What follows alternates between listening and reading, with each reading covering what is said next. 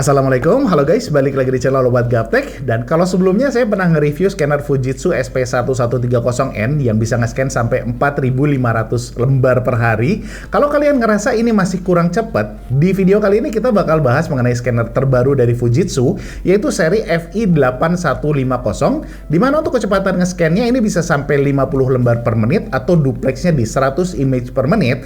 Dan dalam sehari kita bisa nge-scan sampai 8.000 lembar. Ini hampir 2 kali lipat dari yang SP1130N ya. Walaupun untuk harganya jelas ini lebih ditujuin buat profesional, kecuali kalau kalian sultan mau dipakai di rumah ya sah-sah aja.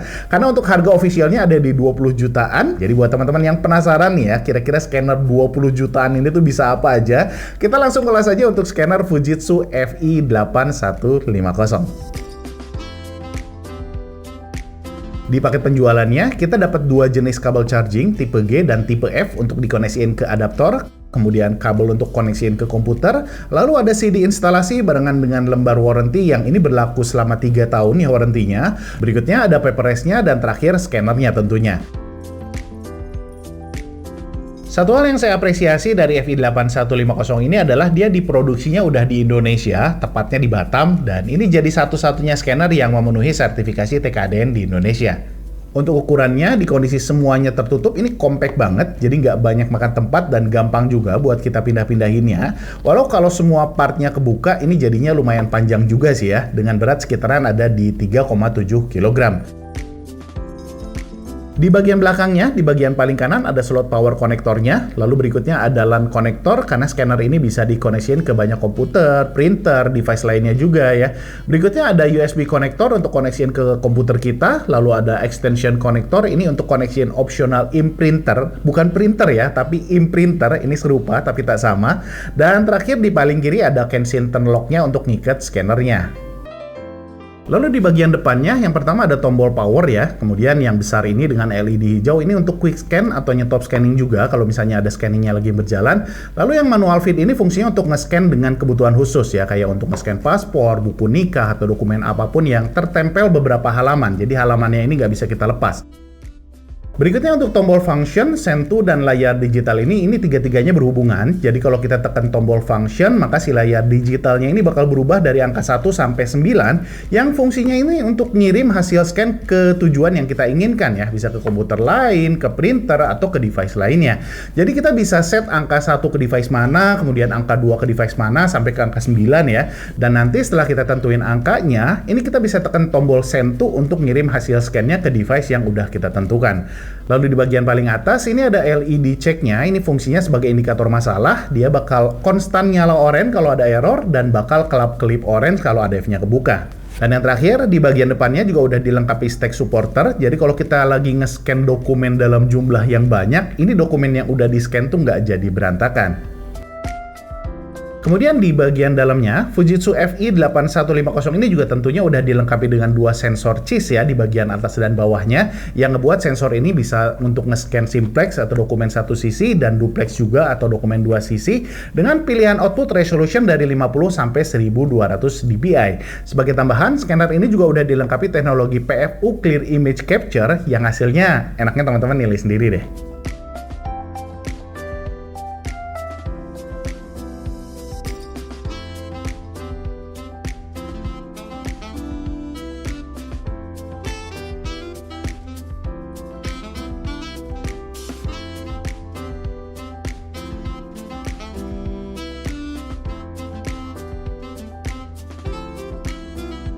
Berikutnya, scanner ini juga udah dilengkapi dengan Automatic Separation Control yang fungsinya ini untuk mencegah adanya dokumen yang nggak ke-scan karena tertumpuk dengan dokumen lainnya. Jadi dia bakal ngurut si dokumennya ini sedemikian rupa supaya nggak ada dokumen yang terselip gitu ya, walaupun kita nge-scan dalam jumlah yang besar. Dan ini kebukti dari hasil tes yang saya lakuin, dari 100 dokumen yang saya scan, semuanya ke-scan dengan baik tanpa ada yang kelewat.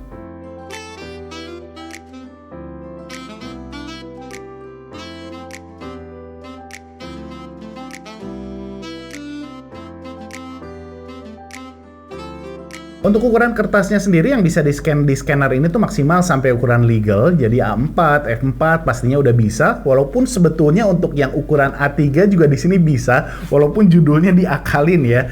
Karena di sini kita bisa lipat dokumen A3-nya, lalu nanti kita scan sebagai duplex. Yang hasilnya ini nanti kita edit di settingannya untuk bisa nempel sejajar ya. Jadi bisa jadi satu dokumen A3.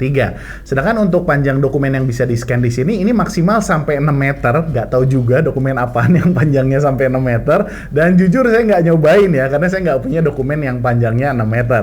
Berikutnya untuk kapasitas tray-nya maksimal bisa nyimpen sampai 100 lembar kertas A4 dengan berat 80 gram ya dalam satu batch-nya. Jadi kalau lebih berat pastinya ya lebih sedikit untuk kertasnya juga.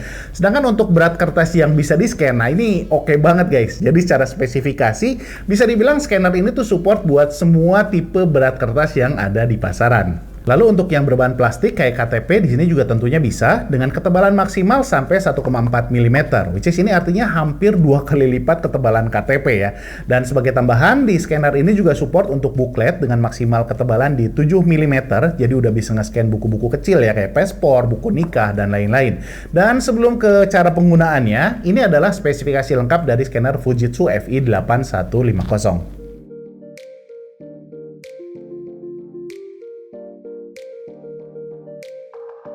Untuk pengoperasiannya di sini masih mirip-mirip sama seri yang pernah saya review di SP1130N. Jadi ada dua cara ya, baik cara simple ataupun cara profesional.